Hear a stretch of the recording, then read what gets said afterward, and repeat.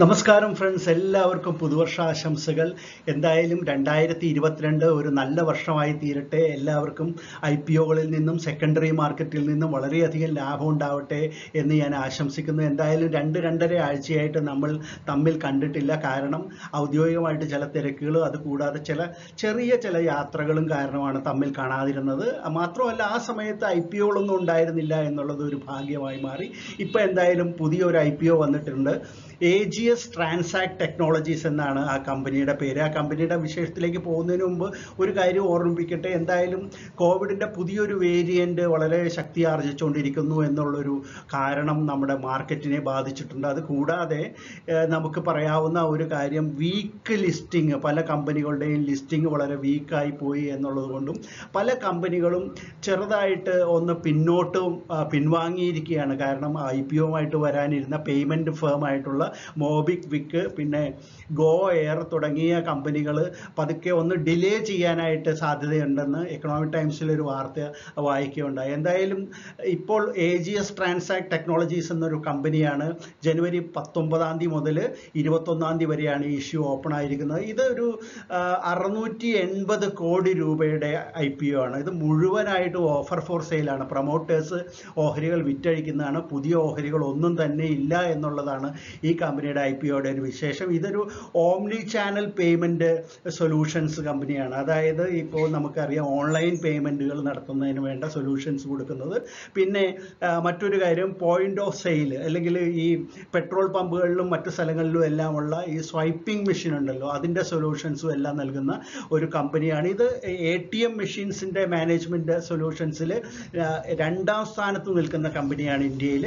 അതുകൂടാതെ പെട്രോൾ പമ്പുകളിൽ ഈ സംവിധാനം ഉപയോഗിക്കുന്നതിൽ ഇന്ത്യയിലെ നമ്പർ 1 കമ്പനിയാണെന്നും ഇവർ അവകാശപ്പെടുന്നുണ്ട്. അപ്പോൾ AGS ട്രാൻസാക്ട് ടെക്നോളജീസ് എന്ന് പറയുന്ന ഈ കമ്പനിയുടെ IPO വിശേഷങ്ങളാണ് ഞാൻ നിങ്ങളുമായിട്ട് പങ്കുവയ്ക്കാൻ പോകുന്നത്. അപ്പോൾ നമുക്കിനി വീഡിയോയിലേക്ക് കിടക്കാം.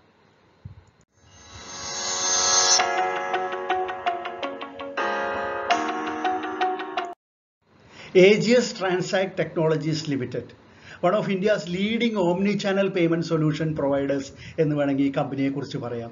ATM മാനേജ്ഡ് സർവീസസിൽ ഇന്ത്യയിൽ 2ാം സ്ഥാനത്തും, അതുപോലെ തന്നെ പെട്രോളിയം ഔട്ട്ലെറ്റുകളിലെ POS ടെർമിനലുകളുടെ കാര്യത്തിൽ, അല്ലെങ്കിൽ സ്വൈപ്പിംഗ് മെഷീൻസ് ഉണ്ടല്ലോ പെട്രോളിയം ഔട്ട്ലെറ്റുകളിൽ, പെട്രോൾ പമ്പുകളിലെല്ലാം ഉള്ള ആ കാര്യത്തിൽ 1ാം സ്ഥാനത്തുള്ള ഒരു കമ്പനിയാണ്. ഇന്ത്യയിൽ മാത്രമല്ല, ഏഷ്യൻ രാജ്യങ്ങളിൽ ആയിട്ടുള്ള Sri Lanka, Cambodia, Singapore, Indonesia, Philippines, ഇങ്ങനെയൊക്കെയുള്ള രാജ്യങ്ങളിൽ എല്ലാം തന്നെ ഇവരുടെ സർവീസസ് ഉണ്ട്. അപ്പോൾ ഈ കമ്പനിയുടെ കൂടുതൽ ഡീറ്റെയിൽസ് നമുക്ക് നോക്കാം. പ്രധാനമായിട്ടും 3 ബിസിനസ് സെഗ്മെൻറ്റുകളിലാണ് കമ്പനി പ്രവർത്തിക്കുന്നത്. Payment solutions, banking automation solutions, other automation solutions എന്നിങ്ങനെ 3 പ്രധാന മേഖലകളാണ് കമ്പനിയുടെ പ്രവർത്തനം. പേയ്മെൻറ്റ് സൊല്യൂഷൻ സർവീസസ് എന്ന് പറയുമ്പോൾ ATM, പിന്നെ CRM ഔട്ട്സോഴ്സിംഗ് ഉണ്ട്. CRM എന്ന് പറയുമ്പോൾ ക്യാഷ് റീസൈക്ലിംഗ് മെഷീൻ, നമ്മൾ ഡെപ്പോസിറ്റ് കൂടി സ്വീകരിക്കുന്ന മെഷീൻസ് കണ്ടിട്ടുണ്ടല്ലോ. Cash management services, digital payment solutions, transaction switching services, POS machine services, agency banking, അങ്ങനെയുള്ള കാര്യങ്ങളെല്ലാം ഈ പേയ്മെൻറ്റ് സൊല്യൂഷൻ സർവീസസിൽ വരുന്നുണ്ട്. 18,408 ATM-ഉം പിന്നെ CRM മെഷീൻസും ഇതിൻ്റെ സർവീസസ് ഉണ്ട്. അതുകൂടാതെ ഇവരുടെ ഈ POS ഈ സ്വൈപ്പിംഗ് മെഷീൻസ് ഉണ്ടല്ലോ, പോയിന്റ് ഓഫ് സെയിൽ ടെർമിനൽ, അത് ഈ Hindustan petroleum, Indian oil corporation തുടങ്ങിയിട്ടുള്ള പെട്രോൾ പമ്പുകളിലെല്ലാം തന്നെ, ഇതാണല്ലോ പ്രധാനപ്പെട്ട പെട്രോളിയം കമ്പനികൾ, അവരുടെ എല്ലാം തന്നെ പെട്രോളിയം ഔട്ട്ലെറ്റുകളിൽ ആ മെഷീൻസ് ഉപയോഗിക്കപ്പെടുന്നുണ്ട്. പിന്നെ Lal path lab, Patanjali Ayurved, RJ corporation limited, അങ്ങനെയൊക്കെയുള്ള എല്ലാ കമ്പനികളിലും ഇവരുടെ POS ടെർമിനൽസ് ആണ് യൂസ് ചെയ്യുന്നത്. ബാങ്കിങ് ഓട്ടോമേഷൻ എന്ന് പറഞ്ഞപ്പോൾ sale of ATM and CRM, self service terminals, currency technology products, relevant അങ്ങനെയുള്ള സർവീസസ്. ഈ കഴിഞ്ഞ മാർച്ച് 31 കണക്ക് വെച്ച് നോക്കുകയാണെങ്കിൽ 50-ലധികം ബാങ്കുകൾ ഇവരുടെ കസ്റ്റമേഴ്സ് ആയിട്ടുണ്ട്. അതിൽ പ്രധാനപ്പെട്ട ICICI bank, axis bank, HDFC bank തുടങ്ങിയിട്ടുള്ള പ്രധാന ബാങ്കുകളാണ്. പിന്നെ അതർ ഓട്ടോമേഷൻ സൊല്യൂഷൻസ് പറഞ്ഞു കഴിഞ്ഞാൽ പെട്രോളിയം അല്ലെങ്കിൽ പെട്രോളിയം കസ്റ്റമേഴ്സ്, അതുകൂടാതെ റീറ്റെയിലേഴ്സിനൊക്കെ വേണ്ടിയിട്ടുള്ള ഒരു സെഗ്മെന്റ് ആണ്. അതിൽ വരുന്നത് system automation products, system integration, remote management, അങ്ങനെയുള്ള മറ്റ് സർവീസസും എല്ലാം കൂടി ചേരുന്നതാണ് അതർ ഓട്ടോമേഷൻ സൊല്യൂഷൻസ് എന്ന് പറയുന്നത്. ഇക്കഴിഞ്ഞ മാർച്ച് 31 കണക്ക് വെച്ച് നോക്കുകയാണെങ്കിൽ 2200ഓളം സിറ്റികളിൽ 4,20,000-ഓളം മെഷീൻസ് അല്ലെങ്കിൽ കസ്റ്റമർ ടച്ച് പോയിന്റ്സ് ഉണ്ട്. അതായത് അത്രയും സർവീസസ് ആണ് അവർക്ക് കൊടുക്കാൻ സാധിക്കുന്നത്. 2,07,335 മെഷീൻസ് മെർച്ചൻ്റ് POS ഉണ്ട്. 72,000-ഓളം ATMകൾ അല്ലെങ്കിൽ CRMകൾ ഓഫറിംഗ് ക്യാഷ് മാനേജ്മെന്റ് സർവീസസ് ഉണ്ട്. 16,700 പെട്രോളിയം ഔട്ട്ലെറ്റുകളിൽ അവരുടെ സൊല്യൂഷൻസ് ഉപയോഗിക്കുന്നു. 46,000 ക്യാഷ് ബില്ലിംഗ് ടെർമിനൽസ് ഉണ്ട്. പിന്നെ അതിനെല്ലാം പുറമെ 85,700ഓളം കളർ ഡിസ്പെൻസിങ് മെഷീൻസും കമ്പനിയുടേതായിട്ടുണ്ട്. കമ്പനിയുടെ പ്രൊമോട്ടർ ആരാണെന്ന് ചോദിച്ചാൽ മിസ്റ്റർ രവി ബി ഗോയൽ എന്ന് പറയുന്ന വ്യക്തിയാണ്. ചിത്രത്തിൽ കാണുന്ന അദ്ദേഹത്തെ കൂടാതെ വിനേഹ എന്റർപ്രൈസസ് പ്രൈവറ്റ് ലിമിറ്റഡ് എന്ന് പറയുന്ന ഒരു കോർപ്പറേറ്റ് പ്രൊമോട്ടർ കൂടി ഇക്കൂട്ടത്തിലുണ്ട്. അപ്പോൾ ഇവരുടെ രണ്ടുപേരുടെയും കൂടി കൈവശം 97.61% ഓഹരികളാണ് ഇഷ്യൂവിന് തൊട്ട് മുമ്പ് ഉള്ളത്. അതിൽ ഈ രവി ബി ഗോയൽ 677.58 കോടി രൂപയ്ക്കുള്ള ഓഹരികളാണ് ഇപ്പോൾ വിൽക്കുന്നത്. അദ്ദേഹം ഇതിനു മുമ്പ് 792 കോടി രൂപയ്ക്കുള്ള ഓഹരികൾ വിൽക്കാനായിരുന്നു പ്ലാൻ ചെയ്തിരുന്നത്. അപ്പോൾ ആ സമയത്ത് 800 കോടി രൂപയുടെ ഇഷ്യൂ ആയിരുന്നു അവരുടെ പ്ലാനിൽ ഉണ്ടായിരുന്നത്. പക്ഷേ പിന്നീട് ഈ മാർക്കറ്റ് കണ്ടീഷൻസ് കുറച്ച് മോശമായപ്പോൾ അതിൽ നിന്ന് പിൻവാങ്ങി 680 കോടി രൂപയുടെ ഇഷ്യൂ ആയിട്ട് മാറി. ആ സമയത്ത് അദ്ദേഹം 677.58 കോടിയുടെ ഓഹരികൾ വിറ്റാൽ മതി എന്ന് തീരുമാനിക്കുകയും ചെയ്യുകയായിരുന്നു. ബാക്കിയുള്ള ഓഹരികൾ കൈവശമുള്ളത് നമ്മളുടെ ഈ കമ്പനിയുടെ തന്നെ എംപ്ലോയീസ് വെൽഫെയർ ട്രസ്റ്റിന്റെ കൈവശമാണ്. 800 കോടി രൂപയ്ക്കുള്ളൊരു പബ്ലിക് ഇഷ്യൂ പ്ലാൻ ചെയ്യുകയും അതിൽ നിന്ന് പിന്നീട് വിഡ്രോ ചെയ്ത് 680 കോടി രൂപയ്ക്കുള്ള ഇഷ്യൂ ആക്കി മാറ്റുകയും ചെയ്ത ഈ സംഭവം ഒരു തുടർക്കഥയാണെന്ന് വേണമെങ്കിൽ പറയാം. കാരണം ഇവർ നിരവധി തവണ ഇതിനു മുമ്പും പലതവണ ഇതുപോലെ സെബിയിൽ ഫയൽ ചെയ്യുകയും പിന്നീട് അതിൽ നിന്ന് വിഡ്രോ ചെയ്യുകയൊക്കെ ചെയ്തിട്ടുണ്ട്. 2010 ആദ്യമായിട്ട് ഒരു പബ്ലിക് ഇഷ്യൂവിന് വേണ്ടി കമ്പനി വന്നത്. പക്ഷേ സെബിയിൽ പേപ്പേഴ്സ് ഫയൽ ചെയ്യേണ്ട അവസാന നിമിഷം അവർ അതിൽ നിന്ന് വിഡ്രോ ചെയ്യുകയായിരുന്നു. അതിനുശേഷം 2015 1350 കോടി രൂപയ്ക്കുള്ളൊരു ഇഷ്യൂ ആണ് അവർ പ്ലാൻ ചെയ്ത് സെബിയിൽ പേപ്പേഴ്സ് എല്ലാം സബ്മിറ്റ് ചെയ്യുകയും സെബിയിൽ നിന്ന് അപ്രൂവൽ കിട്ടുകയും ചെയ്തതാണ് 2015. പക്ഷേ പിന്നീട് അവർ അതിൽ നിന്ന് വിഡ്രോ ചെയ്യുകയായിരുന്നു. അത് എന്തുകൊണ്ടാണെന്നറിയില്ല, പിന്മാറുകയായിരുന്നു. പിന്നീട് 2018 കമ്പനി 1000 കോടി രൂപയ്ക്കുള്ളൊരു ഇഷ്യൂ ആണ് പ്ലാൻ ചെയ്ത് മുന്നോട്ട് വന്നത്. സെബിയിൽ പേപ്പേഴ്സ് എല്ലാം സബ്മിറ്റ് ചെയ്യുകയുണ്ടായി. പക്ഷേ അപ്പോഴും സെബിയുടെ പെർമിഷൻ കിട്ടിക്കഴിഞ്ഞപ്പോൾ അവരത് വിഡ്രോ ചെയ്യുകയുമായിരുന്നു. ഇപ്പോഴാണ് പിന്നീട് 800 എന്ന് പറഞ്ഞു, പിന്നീട് 680 കോടി രൂപയ്ക്കുള്ള ഇഷ്യൂ ആണ് ഇപ്പോൾ പുറത്തു വന്നിരിക്കുന്നത്. ഇതെന്തായാലും ഫുള്ളായിട്ട് ഓഫർ ഫോർ സെയിലാണ്, ഫ്രഷ് ഇഷ്യൂ ഒന്നുമില്ല. കമ്പനിയുടെ പ്രധാന സ്ട്രെങ്ത് എന്താണെന്ന് ചോദിച്ചാൽ, അല്ലെങ്കിൽ അവരുടെ പ്രത്യേകതകൾ എന്താണെന്ന് ചോദിച്ചാൽ, integrated omni channel payment and cash solution പ്രൊവൈഡറാണ് കമ്പനി എന്നുള്ളത് തന്നെയാണ് അവരുടെ പ്രത്യേകത. പിന്നെ ഡൈവേഴ്സിഫൈഡ് പോർട്ട്ഫോളിയോ ഒരു പ്രത്യേകതയാണ്. പിന്നെ കസ്റ്റമൈസ്ഡ് ഇൻഹൗസ് സൊല്യൂഷൻസ് ഉണ്ടാക്കുന്നതിന് വേണ്ടിയിട്ടുള്ള കേപ്പബിലിറ്റീസ് കമ്പനിയുടെ ഒരു പ്രത്യേകതയാണ്. പിന്നെ ഡൈബോൾഡ്, നിക്സ്ഡോർഫ് അല്ലെങ്കിൽ ACI തുടങ്ങിയിട്ടുള്ള ഗ്ലോബൽ ടെക്നോളജി പ്രൊവൈഡേഴ്സുമായിട്ട് വലിയ റിലേഷൻഷിപ്പ് കമ്പനിക്കുണ്ട്.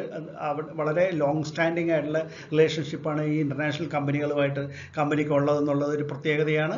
പിന്നെ അവരുടെ ഇൻഹൗസ് ഇൻഫ്രാസ്ട്രക്ചറും ടെക്നോളജിക്കൽ കേപ്പബിലിറ്റീസും എടുത്തു പറയേണ്ട ഒരു കാര്യം തന്നെയാണ്. പിന്നെ ഇത് കൂടാതെ കമ്പനി എന്തിനാണ് ഇപ്പോൾ ഈ IPO നടത്തുന്നത് എന്നാണ് ചോദ്യമെങ്കിൽ, അത് പ്രത്യേകിച്ച് ഇപ്പോൾ ഓഫ് ലോഡ് ചെയ്യുന്നതിന്. ഇപ്പം നമ്മൾ കണ്ടു ഇതിൻ്റെ പ്രൊമോട്ടറായിട്ടുള്ള ഗോയലിന് ഇതിൻ്റെ കുറേ ഓഹരികൾ വിറ്റഴിക്കേണ്ടതായിട്ടുണ്ട്. അതാണ് പ്രധാന കാരണം. പിന്നീട് മറ്റൊരു കാരണം ഇതിനൊരു ലിസ്റ്റിംഗ് കമ്പനി എന്നുള്ള സ്റ്റാറ്റസിലേക്ക് എത്തുന്നു എന്നുള്ളതാണ്. ഇനി കമ്പനിയുടെ ഫിനാൻഷ്യൽസിലേക്ക് നോക്കാം. 2019 മുതൽ 2021 വരെയുള്ള ഫിനാൻഷ്യൽ കണക്കുകളാണ് നമുക്കിവിടെ കൊടുത്തിട്ടുള്ളത്. റവന്യൂ ആണ് ഈ കോളം. 1823.6 കോടിയായിരുന്നു 2019 കമ്പനിയുടെ വരുമാനമെങ്കിൽ അത് 2020 ആയപ്പോഴത്തേക്കും വർദ്ധിച്ചിട്ടുണ്ട്. 1833.5 കോടിയായിട്ട് അത് വർദ്ധിക്കുകയാണ്. അതിൻ്റെ അടുത്ത വർഷം, അതായത് 2021 അവസാനിച്ച സാമ്പത്തിക വർഷത്തിൽ 1797.2 ആണ്. അതായത് ഒരു 36 കോടിയുടെ ഒരു കുറവ് ഇവിടെ സംഭവിച്ചിട്ടുണ്ട്. ഇത് എക്സ്പെൻസ് കോളമാണ്. നെറ്റ് ഇൻകം നോക്കാം. നമുക്ക് 67.6 കോടിയായിരുന്നു 2019 അത് വർദ്ധിച്ചിട്ട് 2020 ആയപ്പോൾ 83.3 കോടിയായിട്ട് നെറ്റ് ഇൻകം വർദ്ധിച്ചിട്ടുണ്ട്. എന്നാൽ 2021 ആയപ്പോഴത്തേക്കും ഒരു 25-26 കോടി രൂപയുടേതായ ഒരു കുറവ് സംഭവിച്ചിട്ടുണ്ട്. 57.5 ആയിട്ട് നെറ്റ് ഇൻകം ഇവിടെ 2021 ഒരു കുറവ് കാണുന്നുണ്ട്. ഇനി മാർജിൻ പെർസെൻറ്റേജ് നോക്കുകയാണെങ്കിൽ 3.7 2019, 4.5% ആണ് 2020. 2021 ആയപ്പോഴത്തേക്കും 3.2 ആണ് മാർജിൻ പെർസെൻറ്റേജിൽ ഒരു കുറവായി കാണുന്നുണ്ട്. പക്ഷേ മൊത്തത്തിൽ നോക്കുമ്പോഴത്തേക്കും ഇതിൻ്റെ ഫിനാൻഷ്യൽസിലെ വലിയ പ്രോബ്ലംസ് ഒന്നും കാണുന്നില്ല. കമ്പനി ലാഭത്തിൽ പോകുന്നൊരു കമ്പനി തന്നെയാണ്. ഇനി കമ്പനിയുടെ ഏറ്റവും പുതിയ വാല്യുവേഷൻസ് നോക്കാം. 2021 EPS 4.55 ആണ്. അത് കഴിഞ്ഞ വർഷം 6.9 ആയിരുന്നു എന്നുള്ളത് നമുക്കിവിടെ കാണാൻ സാധിക്കുന്നതാണ്. അതായത് മുമ്പത്തെ വർഷം 5.53 ആയിരുന്നു. ഇപ്പോൾ 4.55 ആണ്. PE റേഷ്യോ നമുക്കിപ്പോൾ അവൈലബിൾ ആയിട്ടില്ല. റിട്ടേൺ ഓൺ നെറ്റ്വർത്ത് 10.29% ആണ് 2021. NAV അല്ലെങ്കിൽ ബുക്ക് വാല്യൂ എന്ന് പറയുന്നത് ഈ വർഷം 47.11 ആണ് കാണുന്നത്. ഇനി നമുക്ക് AGSന്റെ ഇഷ്യൂ ഡീറ്റെയിൽസ് ഒറ്റ നോട്ടത്തിലൊന്ന് നോക്കാം. ഇഷ്യൂ ഓപ്പൺ ചെയ്യുന്നത് 19-ാം തീയതിയാണ്. 21-ാം തീയതി ഇത് ക്ലോസ് ചെയ്യുന്നതാണ്. പ്രൈസ് ബാൻഡ് 166 രൂപ മുതൽ 175 രൂപ വരെയാണ്. അപ്പോൾ 175 രൂപയിലാണ് അപ്ലൈ ചെയ്യേണ്ടത്. ഫ്രഷ് ഇഷ്യൂ ഒന്നുമില്ല. 680 കോടി രൂപയാണ് ഓഫർ ഫോർ സെയിൽ. അപ്പോൾ ടോട്ടൽ ഇഷ്യൂ സൈസ് എന്ന് പറയുന്നത് അത്രയും തന്നെയാണ്, 680 കോടി രൂപയാണ്. മിനിമം ഒരാൾ അപ്ലൈ ചെയ്യേണ്ടത് ഒരു ലോട്ടാണ്. ഒരു ലോട്ടെന്ന് പറയുമ്പോഴത്തേക്ക് 85 ഓഹരികൾ വരും. അങ്ങനെ മാക്സിമം ഒരു റീറ്റെയിലർക്ക് 13 ലോട്ട് വരെ അപ്ലൈ ചെയ്യാവുന്നതാണ്. ഫേസ് വാല്യൂ ഒരു ഓഹരിക്ക് 10 രൂപയാണ്. ഇതിൻ്റെ റീറ്റെയിൽ അലോട്ട്മെൻറ്റ് 35% ഉണ്ട്. റീറ്റെയിലേഴ്സിന് 35% ഓഹരികൾ ലഭിക്കുന്നതാണ്. NSEയിലും BSEയിലും ഇത് ലിസ്റ്റ് ചെയ്യുന്നുണ്ട്. ഇതിൻ്റെ അലോട്ട്മെൻറ്റ് ഡേറ്റ് വരുന്നത് ജനുവരി 27-ാം തീയതിയാണ്. കിട്ടാത്തവർക്ക് റീഫണ്ട് ആയിട്ട് വരുന്നത് ജനുവരി 28-ാം തീയതിയാണ്. കിട്ടിയവർക്ക് അക്കൗണ്ടിലേക്ക് കിട്ടുന്നത് ജനുവരി 31-ാം തീയതിയാണ്. ഓഹരി ലിസ്റ്റ് ചെയ്യുന്നത് മിക്കവാറും ഫെബ്രുവരി 1-ാം തീയതി തന്നെയായിരിക്കും. അപ്പോൾ ഇത് അപ്ലൈ ചെയ്യണോ വേണ്ടയോ എന്നുള്ളത് നിങ്ങളുടെ മനസ്സിലൊരു സംശയമായിട്ട് കിടപ്പുണ്ടാവും. ചിലർ പറയുന്നു ഇത് നമ്മളുടെ Paytm അല്ലെങ്കിൽ ഫിനോ പേയ്മെൻറ്റ്സ് ബാങ്ക് അവരുടെ എല്ലാം ഇഷ്യൂ ആദ്യം വളരെ മോശമായിട്ട് കുറച്ച് വീക്കായിട്ട് ലിസ്റ്റ് ചെയ്തു എന്നുള്ളതുകൊണ്ട് ഇതും അങ്ങനെ വരാമെന്നൊക്കെ പറയുന്നുണ്ടെങ്കിലും പൊതുവേ നോക്കുമ്പോൾ ഇതൊരു നല്ല കമ്പനിയാണ്. ഇതിൻ്റെ ബിസിനസ് മോഡൽ നല്ലതാണ്. എന്തായാലും ഈ കമ്പനി ഒരു നല്ല നിലയിൽ തന്നെ ലിസ്റ്റ് ചെയ്യും. ലോങ് ടേമിലേക്ക് വളരെ നല്ലതുമാണ് ഇവരുടെ ബിസിനസ് മോഡൽ എല്ലാം. അപ്പോൾ ഈ കമ്പനി അപ്ലൈ ചെയ്തുകൊണ്ട് തെറ്റില്ല എന്ന് തന്നെയാണ് വ്യക്തിപരമായിട്ട് എൻ്റെ അഭിപ്രായം. 2022 എന്നുള്ള ഈ പുതുവർഷത്തിലെ ആദ്യത്തെ ഇഷ്യൂ ആയിട്ടുള്ള AGSന്റെ ഇഷ്യൂ മുതൽ അപ്ലൈ ചെയ്ത് തുടങ്ങാമെന്ന് ആഗ്രഹിക്കുന്ന പുതിയ ഇൻവെസ്റ്റേഴ്സിന് എങ്ങനെയാണ് അപ്ലൈ ചെയ്യേണ്ടതെന്ന് അറിയില്ലെങ്കിൽ അവർക്ക് വേണ്ടിയിട്ട് ഒരു ലിങ്ക് ഞാൻ മുകളിൽ കൊടുത്തിട്ടുണ്ട്. ആ ലിങ്കിൽ ക്ലിക്ക് ചെയ്ത് ആ വീഡിയോ കണ്ടാൽ മതി എങ്ങനെയാണ് ഷെയർ അപ്ലൈ ചെയ്യുന്നതെന്ന് മനസ്സിലാവുന്നതാണ്.